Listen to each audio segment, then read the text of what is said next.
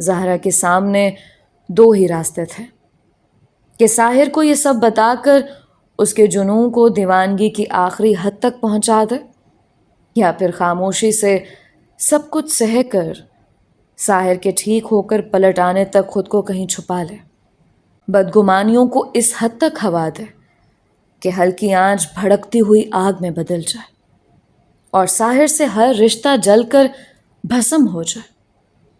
زہرا نے دوسرا راستہ اختیار کیا کہ اس میں اسے سب کا بھلا نظر آیا، لیکن نصیب تدبیر سے ہمیشہ ایک قدم آگے کی چال چلتا ہے کہ زہرا کا سامنا ایک بار پھر ساحر سے ہونا بھی تو اس مقدر نے طے کیا تھا۔ میں نے لرزتے ہاتھوں سے زہرا کا خط طے کیا۔ مجھے خبر ہی نہیں ہوئی کہ کب آسمان نے میرے آنسو دھونے کے لیے اپنی بوندوں کی بوچھاڑ شروع کر دی۔ میں برستی بارش میں درگاہ کے صحن میں بیٹھا بھیگتا رہا اور زہرا کی تحریر کے لفظ دھل کر صحن میں بہتے چلے گئے۔ کاش میرے نصیب کی تحریر بھی اتنی ہی کچی ہوتی کہ میرے آنسوؤں سے دھل جاتے۔ میرے ذہن میں پھر اسی مجذوب کی پیش گوئی گونجے، تجھے خدا ہی ملے گا نہ وصال صنم۔ زہرا کی تحریر نے ایک ہی پل میں میرے اندر کی ساری دنیا تلپٹ کر دی۔ سیدھ میں تو پہلے بھی کچھ نہ تھا، مگر اس کاغذ نے رہا سہا بھی سب الٹ دیا۔ کبھی کبھی انسان کی برسوں کی ریاضت بھی بس ایک لمحے کی نظر ہو جاتی ہے، دل پلٹ جاتے ہیں اور ہمیں اس وقت تک کا سب کیا دھرا محض ایک بے مقصد مشق لگنے لگتا ہے۔ شاید انسانی سوچ میں آج تک جتنے بھی انقلابات رونما ہوئے ہیں وہ سب اسی ایک لمحے کی کایا پلٹ کا کرشمہ ہے۔ پھر کون طوفان سے لڑ کر ساحل تک پہنچے اور کون بد نصیب اس لمحے کا شکار ہو کر پرسکون ساحل سے پیچھا چھڑا کر خود کو بپھرتے طوفانوں کے حوالے کر جائے۔ اپنی اپنی قسمت۔ میرا دل بھی پلٹ گیا۔ ایک لمحے میں میرے اندر یہ سوال شدت سے ابھرا کہ آخر اس بے مقصد سفر کا حاصل کیا تھا؟ کیا قدرت نے یہ سارا کھیل زہرا کو خرم سے ملانے کے لیے کھیلا؟ کیا میرا کردار اس کہانی میں بس اس قدر تھا؟ میں نے زہرا کی تحریر کا آخری صفحہ پلٹا اور تب ہی اندر سے ایک طے شدہ رکا گر پڑا۔ شاید کوئی اہم بات باقی رہ گئی تھی جسے الگ سے لکھا گیا تھا۔ میں نے اسی بے خیالی میں رکے کی تہ کھولی اور اندر لکھی تحریر نے میری روح کا آخری ریشہ بھی ادھیڑ دیا۔ یہ وہی نظم تھی جو میں نے پاپا کے ہاتھ زہرا کو بھیجی تھی۔ میری نظر ڈبڈبانے لگی۔ جب تمہیں مجھ سے نفرت ہو جائے۔ نظم میری اپنی، لیکن تحریر زہرا کی تھی۔ اس نے دوبارہ وہی سطریں مجھے لکھ بھیجی تھی۔ سنو، تمہاری وفا پر مجھ کو یوں تو پورا یقین ہے، مگر میرے اندر کا شور بڑھتا گیا۔ سو گر تمہیں مجھ سے نفرت ہو جائے تو ان راہوں سے نفرت نہ کرنا جن پر کبھی ہم ساتھ مل کر چلے تھے۔ تیز ہوا کا ایک چھونکا میری آنکھ سے بہتے آنسو کا راستہ بدل گیا۔ ان باتوں سے نفرت نہ کرنا جو کبھی ہم نے تنہائی میں کی تھیں۔ ان خوابوں سے نفرت مت کرنا جو کبھی ہم نے ساتھ مل کر دیکھے تھے۔ مجھے ایک دم ہی وہ سبھی تیر یاد آ گئے جو میں نے یکے بعد دیگرے زہرا کے کومل وجود میں پیوست کر دیے تھے۔ بس مجھ سے اور صرف مجھ سے نفرت کرنا کہ صرف میں اور بس میں ہی تمہارے اس نفرت کے قابل ہوں۔ نفرت، 4 حرفی یہ چھوٹا سا لفظ اپنے اندر کتنی کاٹ، کتنے گھاؤ، کتنی جلن اور کتنی چبھن چھپائے رکھتا ہے۔ اس کا ادراک مجھے ٹھیک اسی لمحے ہوا تھا، لیکن نفرت، زہرا سے نفرت، یہ اس نے کیسے سوچ لیا؟ وہ تو میرے خون میں رنگ بن کر بہتی تھی، تو کیا کوئی خود سے بھی نفرت کر سکتا ہے؟ جن کے اپنے سپنے سچ نہیں ہوتے، وہ دوسروں کے خوابوں کو تعبیر دینے کا فریضہ انجام نہ دیں تو پھر بھلا اور کیا کریں؟ زہرا بھی تو یہی کر رہی تھی، لیکن میرے خواب، ان کی تعبیر کیا ہوئی؟ سچ ہے کہ تعبیریں بھی ہر کسی کا مقدر نہیں ہوتی۔ ساری رات میں برستی بارش میں زہرا کی تحریر اپنے ہاتھ میں لیے گمسم بیٹھا رہا۔ تیز بارشیں کاغذ کی تحریر دھو ڈالتی ہیں، مگر مقدر کے لکھے بھلا بہتے پانیوں سے کب دھلے ہیں؟ اگلے صبح کو پہلی اجلی کرن کے ساتھ ہی بختیار اپنے چہرے پر زمانے بھر کے اندھیرے سجائے درگاہ کے احاطے میں داخل ہوا۔ اس کا انداز ہجانی تھا۔ میں نے آپ سے کہا تھا نا کہ آپ کسی جھمیلے میں پڑے بنا ہی میرے لیے دعا کر ڈالیں۔ آپ نے دیر کر دی، اور جانتے ہیں کہ اب کسی نے سائرہ کی آنکھوں میں بصارت پانے کا خواب بھر دیا ہے۔ میں نے چونک کر بختیار کی جانب دیکھا، لیکن میں اسے یہ کہہ نہیں پایا کہ کون جانے کہ یہ دیر بھی تو قدرت نے کسی اور کے لیے طے کر رکھی ہو، اور بختیار صرف ایک مہرہ ہو، سائرہ کی کہانی کو انجام کے قریب لانے کا ایک بہانہ ہو۔ بختیار اپنی دھن میں بولتا رہا۔ اس نے مجھے بتایا کہ کوئی اور نوجوان مجسمہ ساز ہے جو آج کل بڑی تندہی سے سائرہ کی بے بینا آنکھوں کے لیے کسی جڑواں پتلی کی تلاش میں سرگرداں ہے، اور اس کا آج کل زیادہ تر وقت سائرہ کی آرٹ گیلری ہی میں گزرتا ہے۔ وہ جوان ہے، خوبصورت اور متاثر کن شخصیت کا مالک ہے، اور دن بدن سائرہ کے بہت قریب ہوتا جا رہا ہے۔ بختیار کی پریشانی اس کے چہرے سے واضح تھی۔ وہ جانتا تھا کہ آج یا کل سائرہ کو اس کی بصارت واپس مل ہی جائے گی، اور تب وہ اپنے حصے کی اس نظر کو کھو دے گا جو عمر بھر کی کھوج کے بعد اس کا مقدر بنی ہے۔ میری اپنی حالت رات بھر بارش میں بھیگتے رہنے کے بعد اس وقت تک اتنی دگرگوں ہو چکی تھی کہ مجبوراً مجھے بختیار سے معذرت کرنی پڑی کہ ہم اس ملاقات کو کسی اور وقت پر ٹال رکھیں تو اس کی بڑی مہربانی ہوگی۔ وہ خود بھی میری آنکھوں کی سرخی دیکھ کر پریشان ہو گیا، اور اگلے دن آنے کا وعدہ کر کے واپس پلٹ گیا۔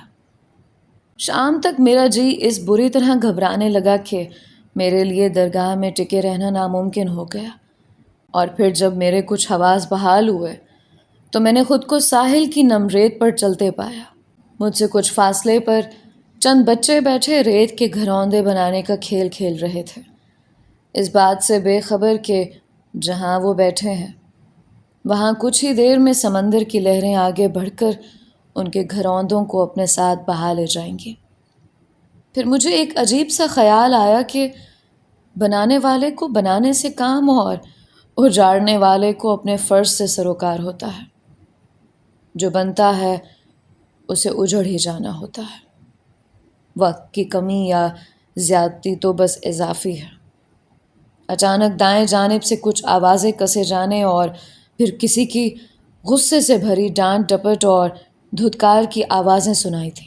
دور ایک ٹیلے کے پاس کچھ بچے کسی عمر رسیدہ شخص کو شاید اس کے عجیب و غریب حلیے کی وجہ سے تنگ کر رہے تھے، اور وہ بوڑھا انہی کی طرف دیکھتے ہوئے بکتا جھکتا چلا آ رہا تھا۔ اس کا چہرہ اسی شرارتی ہجوم کی طرف تھا، لہٰذا چلتے ہوئے اسے ایک زوردار ٹھوکر لگی اور وہ گر پڑا۔ عقب سے زوردار کہکے بلند ہوئے، اور میں تیزی سے اس فقیر کو اٹھانے کے لیے آگے بڑھا۔ میں نے ہاتھ آگے بڑھایا، لیکن ایک گرجدار آواز آئی، ہٹ جا میرے سامنے سے، جو خود گرے ہوں وہ دوسروں کو سہارا بھلا کیا دیں گے۔ بوڑھے کا چہرہ گرنے کی وجہ سے ریت اور مٹی سے لت پت تھا۔ اس نے زور سے اپنی دراز لٹوں کو جھاڑا اور مجھے یوں لگا کہ زمانے بھر کی گرد سے میرا وجود اٹھ گیا۔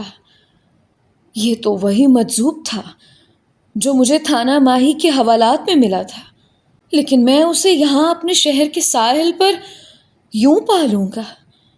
یہ تو میرے گمان کے آخری حدوں سے بھی پرے کی سوچ تھی۔ میری لڑکھڑاتی زبان سے بس اتنا ہی نکل سکا، آپ یہاں کیسے؟ مجذوب نے بے نیازی سے قدم آگے بڑھائے۔ فقیروں کے لیے زمین کبھی تنگ نہیں پڑتی۔ تیرے لیے اگر شاندار بحری جہاز بھیجا گیا تھا تو کوئی ٹوٹی کشتی میرے لیے بھی تو آ سکتی ہے۔ میں نے جلدی سے اس کے قدموں سے قدم ملانے کی کوشش کی۔ آپ ہمیشہ آدھی بات کہہ کر کہاں غائب ہو جاتے ہیں؟ آج میں آپ کو کہیں نہیں جانے دوں گا، چاہے کچھ بھی ہو جائے۔ میں نے قدم بڑھا کر مجذوب کا راستہ روک لیا۔ ایک لمحے کو مجھے یوں لگا کہ شدید غصے کے عالم میں وہ زمین سے کوئی پتھر اٹھا کر مجھے دے مارے گا۔ وہ جو ہی غصے سے زمین پر جھکا، میں نے کسی متوقع گھاؤ کی امید میں آنکھیں سختی سے مینچ لیں، لیکن وہ ہنس پڑا۔ تو کیا سمجھتا ہے تیری یہ ضد تجھے پار لگا دے گی؟ کبھی نہیں۔ ضد چھوڑ کر عاجز بن جا۔ عشق میں ضد نہیں چلتی۔ میرے پاس ضد کرنے کے لیے بچا ہی کیا ہے؟ میرے جواب پر مجذوب پھر سے غصے میں آ گیا۔ بس یہی تو تیری ضد ہے، جو تیرا ہے ہی نہیں اسے اپنا سمجھنے کی زبردستی نہ کر۔ کب سے خاک چھان رہا ہے ان درگاہوں اور ویرانوں کی۔ تجھے سمجھاتے سمجھاتے وہ اللہ کا بندہ بھی رخصت ہوا، پر تیری عقل میں یہ بات نہ آئی۔ مجھے ایک جھٹکا سا لگا، وہ ضرور سلطان بابا کی بات کر رہا تھا۔ میں اپنی آواز کو اونچا ہونے سے نہیں روک پایا۔ ہاں، انہوں نے بھی مجھے تنہا چھوڑ دیا۔ اگر میری ناؤ کھینا ہی تھی تو یوں بیچ بھنور میں تنہا تو نہ چھوڑتے۔ اب میں کہاں جاؤں؟ مجذوب نے مجھے ڈانٹا۔ لڑکے، جو جتنی سانسیں لکھوا کر لاتا ہے وہ اتنا ہی جیتا ہے۔ مجھے تجھے ہم سب کو واپس جانا ہے۔ اس کا وقت پورا ہو گیا تھا، وہ چلا گیا۔ یاد رکھ، یہاں سب فانی ہے۔ میرے اندر کا شور پھر سے باہر امڑ آیا۔ ٹھیک ہے، تو پھر آپ میری فنا کی دعا تو کر سکتے ہیں۔ جب راستے ہی اتنے دھندلے ہو گئے تو پھر منزل کی توقع بھی کیوں رکھوں؟ مجذوب نے غور سے میری آنکھوں میں جھانکا۔ فنا تو کب کا ہو چکا۔ چل، اب میرا راستہ کھوٹا نہ کر، ابھی بہت کام ادھورے پڑے ہیں۔ میرا جی چاہا کہ میں چیخ چیخ کے روں۔ اتنا بے بس لاچار میں نے خود کو آج تک کبھی محسوس نہیں کیا تھا۔ میں مجذوب کے راستے سے ہٹ گیا، لیکن شدید ضبط کے باوجود میری آنکھ سے ایک آنسو ٹپک کر زمین کو بنجر کر گیا۔ مجذوب قدم اٹھا چکا تھا، لیکن میری بھیگی آنکھیں دیکھ کر یکدم نہ جانے اسے کیا ہوا اور وہ تیزی سے پلٹا۔ روتا کیوں ہے پگلے؟ پہلے ہی تیرے آنسوؤں نے چاروں طرف آگ لگا رکھی ہے، اب اور کس کس کو جلائے گا؟ پتہ نہیں اس کے لہجے میں ایسی کیا بات تھی کہ پھر میں اپنی روح سے چھلکتے اس نمکین سمندر پر مزید کوئی باندھ نہ باندھ سکا اور پھوٹ پھوٹ کر رونے لگا۔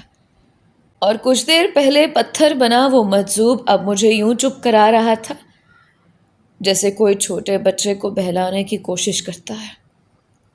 آس پاس سے گزرتے لوگ حیرت سے یہ تماشا دیکھ رہے تھے کہ ایک پروانہ کسی دیوانے کے آنسو پونچھ رہا ہے۔ شاید لوگوں کو یہ پہچاننے میں دشواری ہو رہی ہوگی کہ ہم دونوں میں سے قیس کون ہے اور فرحاد کون۔ میں نے کہا تھا نا، تو بہت ضدی ہے۔ اچھا ٹھیک ہے، جانے سے پہلے تجھ سے ایک ملاقات ضرور ہوگی. اب واپس چلا جا. وہ بزرگ دانا تیری راہ تکتا ہوگا. اور ایک بات یاد رکھنا، تو جس خدا کو ان درگاہوں اور ویرانوں میں ڈھونڈتا پھرتا ہے وہ تیرے اندر موجود ہے، تیری شہرک سے بھی زیادہ قریب. ان پتھر کی بے جان عمارتوں سے نکل اور خود کو دریافت کر. تیری اس دریافت کے لیے سلطان نے تجھے یہاں سے نکالا اور اپنے ساتھ لیے در بدر کی ٹھوکریں کھائیں، پر تو آخر کار پھر وہیں آ ٹھہرا جہاں سے چلا تھا. میں ہکا بکا اپنی جگہ کھڑا رہ گیا اور مجذوب اپنی ہی دھن میں نہ جانے کیا بڑبڑاتے ہوئے آگے بڑھ گیا. ذہن میں نہ جانے کتنے سوالات کی قطار لیے جب میں درگاہ پہنچا تو مولوی خضر پریشان سے میری تلاش میں نکلنے ہی کو تھے. کہاں رہ گئے تھے میاں؟ شام ڈھلے لوٹے ہو. کون جانے، واپس لوٹا بھی ہوں یا پھر خود بھی اس شام کے ساتھ کہیں ڈھل آیا ہوں. مولوی خضر چونکے. کوئی خاص بات؟ میں نے انہیں مجذوب سے ملاقات کا تمام احوال سنا دیا اور یہ بھی بتایا کہ یہ میری پہلی ملاقات نہیں تھی. مولوی خضر بہت دیر تک کسی گہری سوچ میں ڈوبے رہے. مجبوراً مجھے ہی یہ سکوت توڑنا پڑا. بتائیں نا، ان درگاہوں کا کیا اسرار ہے؟ ہمارا ٹھکانہ زیادہ تر یہیں کیوں طے ہے؟ اور رہبانیت کی حدیں کہاں سے شروع ہوتی ہیں؟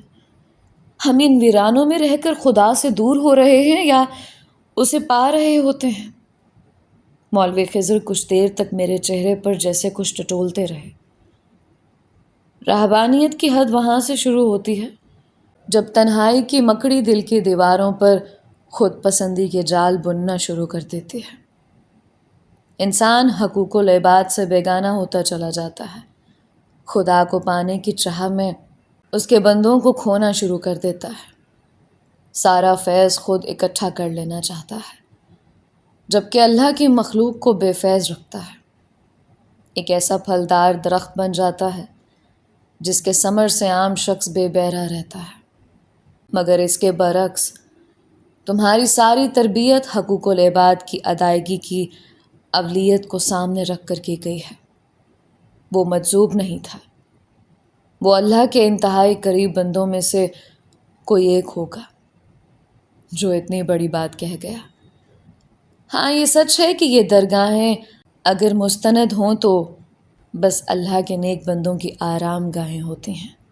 کسی کی تقدیر بدلنے کا اعجاز بھلا کسی مقبرے کو کہاں؟ تقدیر صرف دعا سے بدل سکتی ہے، اور کون جانے کہ ان درگاہوں پر مانگی گئی وہ دعائیں جو قبولیت کا شرف پا گئیں وہ اس کامل یقین کا انعام ہو جو دعا مانگتے وقت سائل کے دل میں ٹھاٹے مار رہا ہوتا ہے.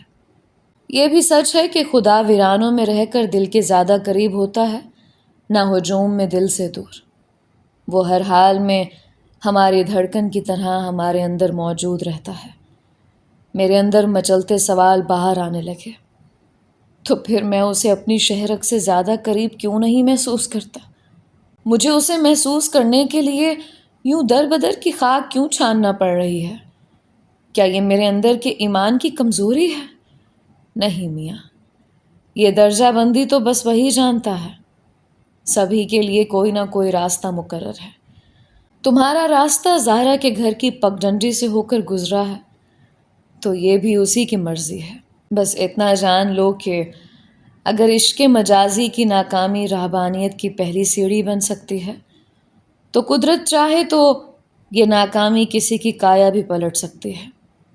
مولوی خضر جاتے جاتے رک گئے اور پلٹ کر بولے، تمہارے آخری سوال کا جواب مجھ پر ادھار رہا. ہم اپنی درگاہوں اور ویرانوں میں ٹھکانہ کیوں کرتے ہیں؟ وقت آنے پر حقیقت بھی تم پر کھل جائے گی، اور آج مجھے وہ وقت بہت قریب دکھائی دے رہا تھا. وہ میرے سر پر ہاتھ پھیر کر آگے بڑھ گئے اور میں ساری رات اسی ادھیڑ بن میں مبتلا رہا کہ میں زہرا کی تلاش میں عشق حقیقی کی راہ پر چل پڑا تھا، یا اللہ کی راہ سے بھٹک کر دنیاوی محبتوں کے جال میں الجھتا چلا جا رہا تھا؟ میرے اندر کے ساحر اور عبداللہ میں ایک عجیب سی جنگ چھڑ گئی تھی۔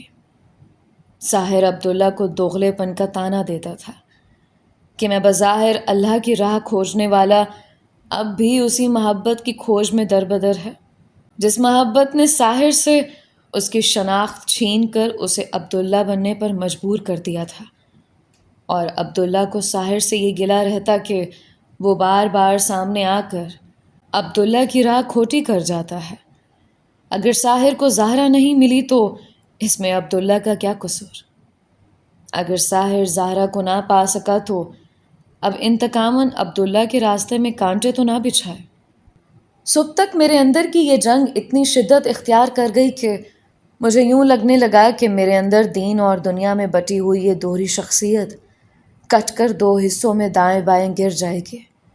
آخر کار جیت ساحر کی ہوئی، اور طے پا گیا کہ اس دنیا میں قدم رکھنے کا واحد مقصد اگر زہرا کی محبت کا حصول تھا تو یہ کمند تو لبِ بام ہی ٹوٹ چکی ہے۔ لہٰذا اب عبداللہ کو میرے اندر سے رخصت ہو جانا چاہیے، کیونکہ اگر اس سال بھر سے زائد کے عرصے میں وہ عبداللہ میرے اندر کے ساحر کی جگہ نہیں لے سکا تو اب اسے ساحر کو آزاد چھوڑ دینا چاہیے۔ ٹھیک ہے، ساحر زہرا کو نہیں پا سکا، مگر عبداللہ بھی تو زہرا کی چاہت کو ساحر کے دل سے نہیں مٹا پایا۔ مات اگر ساحر کے عشق مجازی کا مقدر بنی تو جیت عبداللہ کے عشق حقیقی کا نصیب بھی نہیں بن پائی۔ میرے دل میں یہ احساس پوری طرح جڑ پکڑ چکا تھا کہ میرا عشق مجازی اور عشق حقیقی دونوں ہی ایک دوسرے کی راہ کا کانٹا بن چکے ہیں، اور دونوں کی بیک وقت موجودگی اب میرے اندر کے طوفانوں کو کبھی تھمنے نہیں دے گی۔ زہرا کا نام کسی اور سے جوڑنے کو تھا، مگر میرا یہ پاگل دل اب بھی اپنی ضد پر اڑا ہوا تھا۔ اس سے پہلے کہ میرا یہ جنوں اس عفت مآب کی کسی رسوائی کا سبب بنے، مجھے اس شہر ہی سے کہیں دور چلے جانا چاہیے، کیونکہ میرے دل کا معاملہ زیادہ دیر تک ان دنیا والوں سے چھپا نہیں رہ سکتا تھا، اور یہ ظاہر پرست دنیا تو بس تیروں سے چھلنی کرنا ہی جانتی ہے۔ میرے ذہن میں ابھی سے آنے والے وقت کی صدائیں گونجنے لگی۔ ذرا دیکھو تو ان درگاہوں کی آڑ میں یہ کیسا کھیل کھیلا جا رہا ہے۔ حلیہ تو بڑا مذہبی بنا رکھا ہے، اور دل کے اندر کتنا بڑا چور چھپائے بیٹھا ہے۔ توبہ ہے بھائی، ان جیسے لوگوں نے ہی مذہب کا نام بدنام کر رکھا ہے۔ یہ شخص تو نرا کافر ہے، ماتھے پر محراب سجائے ایک لڑکی کے عشق میں دیوانہ بنا پھرتا ہے۔ اسے تو سنسار کر دینا چاہیے، یہ ایمان کے دائرے سے خارج ہو چکا ہے۔ میں نے گھبرا کر اپنے کانوں پر ہاتھ رکھ کر اپنی سماعتیں سلب کر لینا چاہی، لیکن کان بند کر لینے سے روح کی سماعت بھلا کب چوکتی ہے۔ میں نے آسمان پر شکوہ بھری نظر ڈالی کہ یا تو میرے اندر اپنی محبت کو اس قدر بھر دے کہ دنیا کی سبھی محبتیں چھلک کر باہر جا گریں، اور یا پھر میرے ادھورے مجازی عشق کو مکمل جنون میں بدل دے تاکہ میں خود کو بھی بھول جاؤں۔ مجھے دو دھاری تلوار پر نہ چلا میرے رب، جو بھی بخشنا ہے پورا بخش دے۔ آدھے مذہب اور آدھی دنیا میں سے کسی ایک کو مکمل کر دے، ورنہ یہ آدھا جنوں اور آدھا فراق مجھے ریزہ ریزہ کر ڈالے گا۔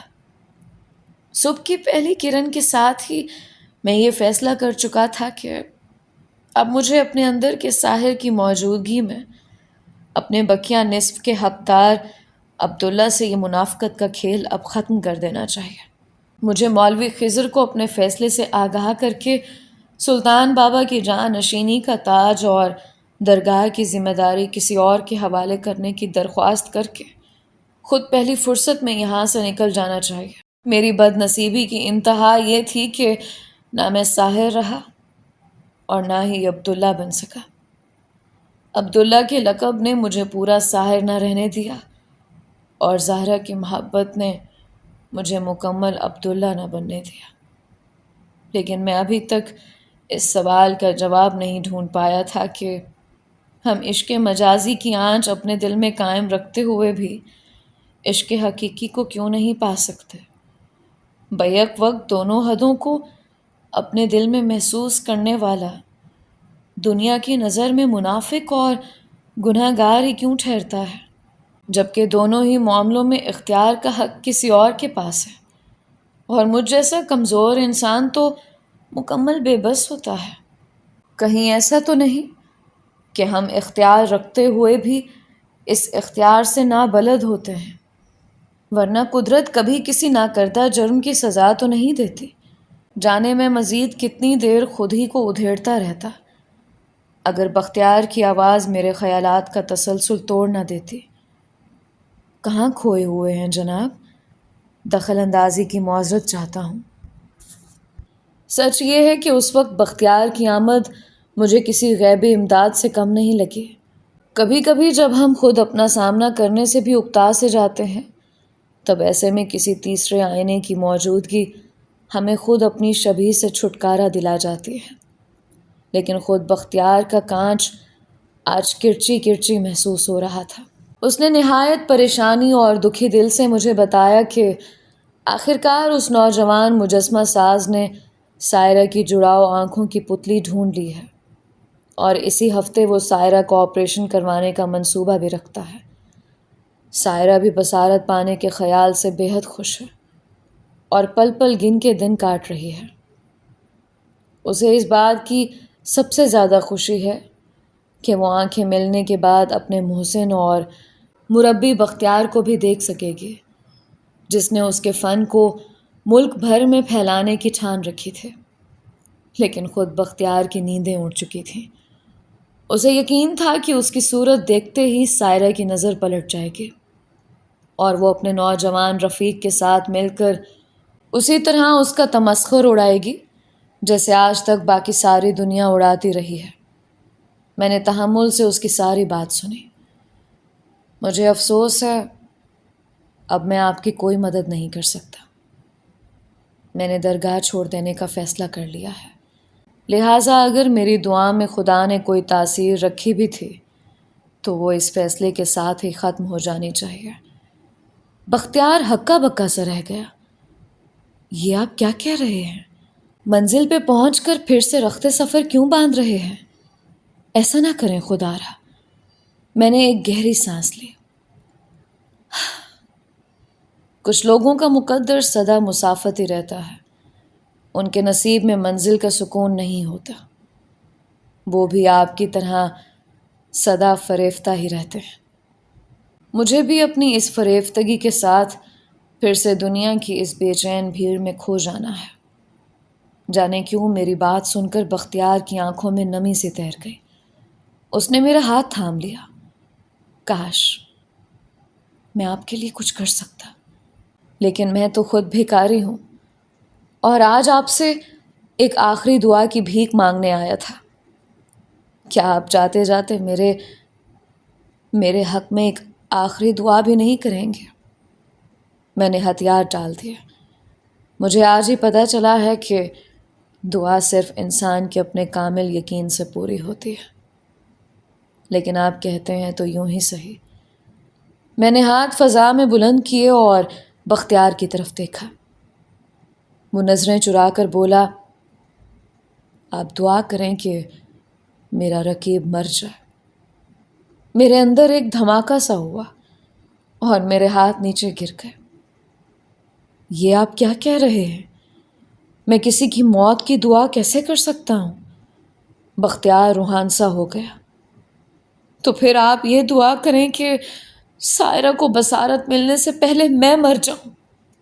آپ نہیں جانتے، رقیب لفظ کی دھار ہی کسی دل جلے کے جگر کو پار کرنے کو کافی ہے۔ رقیب سے بڑا دشمن کوئی نہیں، نہ ہی رقابت سے بڑا کوئی دوسرا عذاب ہے۔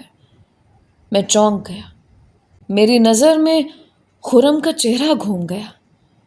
میں بختیار کو کیا بتاتا کہ اس زہرا کی کڑواہٹ سے آشنا مجھ سے زیادہ بھلا اور کون ہوگا؟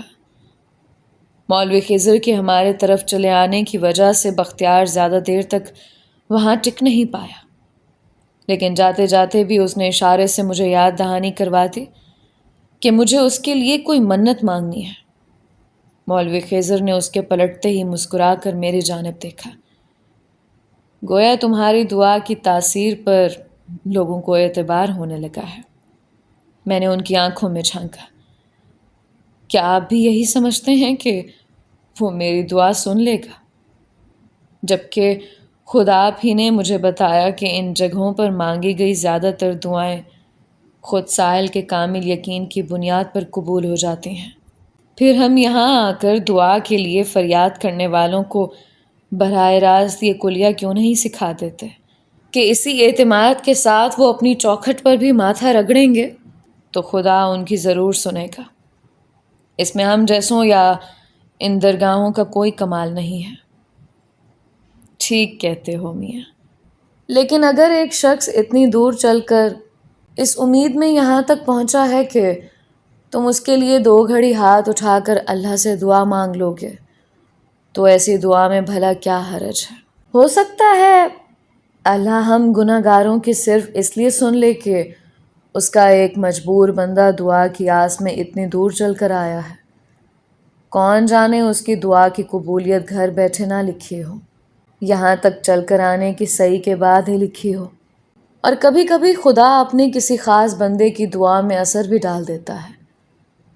ہو سکتا ہے عبداللہ میاں بھی انہی خاص بندوں میں سے ایک ہوں۔ مولوی خضر میرا سر تھپ تھپا کر مسکراتے ہوئے ظہر کی نماز کے لیے چل دیے۔ دفعتاً مجھے درگاہ کے دروازے کے پاس سے مجذوب کی آواز سنائی دی۔ اپنی رخصت کا وقت ہو گیا ہے لڑکے، تجھ سے ملنے کا وعدہ کیا تھا، سو آ گیا ہوں۔ میں جلدی سے باہر نکلا تو وہ سیڑھیوں سے پرے کھڑا تھا۔ آپ کہاں جا رہے ہیں؟ اس نے سر جھٹکا۔ سبھی کو ایک دن جانا ہے، تو بھی تو جا رہا ہے۔ میں چونکا۔ وہ اپنی دھن میں بولتا رہا، بس ایک بات یاد رکھ، لڑنا چھوڑ دے، کوئی فائدہ نہیں، صرف اپنا ماتھا ہی پھوڑے گا اور کچھ نہیں۔ میں نے زخمی نگاہ اٹھائی۔ اپنی پیشانی کی پرواہ نہیں ہے مجھے۔ ہاں، اس گھاؤ سے اڑتے خون کے چھینٹے کسی کے اجلے دامن کو داغدار نہ کرتے، بس اس بات کا ڈر ہے، اسی لیے جا رہا ہوں۔ مجذوب نے غور سے مجھے دیکھا۔ اتنا بزدل دکھائی تو نہیں دیتا، تو دوسروں کو بھسم کرنے والوں میں تھا، پھر خود جل کر راکھ کیسے ہو گیا؟ میں تو سدا کا راکھ تھا، پتہ نہیں یہاں کے لوگوں نے مجھے چنگاری کیسے مان لیا۔ میری کپ کپاتی آواز نے جانے اس پر کیسا اثر کیا کہ وہ جلال میں آ گیا۔ تو کہے تو ابھی فیصلہ کرا دوں، تجھے دنیا چاہیے نا؟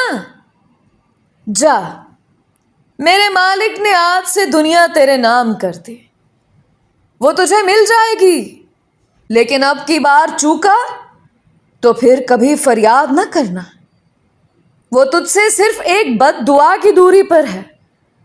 تجھے اوپر والے سے یہی گلہ تھا نا کہ اس نے تجھے آدھا دین اور آدھی دنیا کیوں دی؟ جا، آج سے تیری دنیا پوری کر دی گئی ہے، اب آگے تیری اپنی ہمت ہے۔ مجذوب ایک جھٹکے سے مڑا اور مزید کچھ کہے بنا لمبے لمبے ڈگ بھرتا وہاں سے چلا گیا۔ ایک لمحے کو مجھے یوں لگا جیسے مجھ سے سب قضا ہو گیا ہو۔ میں بوجھل قدموں سے درگاہ لوٹ آیا، جہاں مولوی خضر پریشانی کے عالم میں ٹہل رہے تھے۔ مجھے دیکھتے ہی وہ میری جانب لپکے۔ خرم کے گھر سے پیغام آیا تھا میاں، اس کی حالت گزشتہ رات سے کافی ابتر ہے۔ جانے اس کے ذہن میں یہ بات کیوں سما گئی ہے کہ اگر وہ صحت یاب ہو گیا تو صرف تمہاری مسیحائی سے۔ میرا خیال ہے تمہیں وہاں جانا چاہیے۔ میرے ذہن میں مجذوب کی آواز گونجی، وہ صرف ایک بد دعا کی دوری پر ہے۔ میرا ذہن سائیں سائیں کرنے لگا۔ اچانک درگاہ کے دروازے پر خرم کی ماں بوکھلائی ہوئی سی اندر داخل ہوئی۔ جانے کیوں ان کی حالت دیکھ کر میں پہلی مرتبہ خوفزدہ ہو گیا۔ خرم کی والدہ میری جانب لپکی۔ جلدی چلو عبداللہ بیٹا، خرم کی سانسیں اکھڑ رہی ہیں، میرے بچے کو اب صرف تم ہی بچا سکتے ہو۔ میری نظر مولوی خضر کی نظر سے ٹکرائی۔ مجھے یوں لگا مجذوب کی پیش گوئی پوری ہونے کا وقت آ پہنچا ہے۔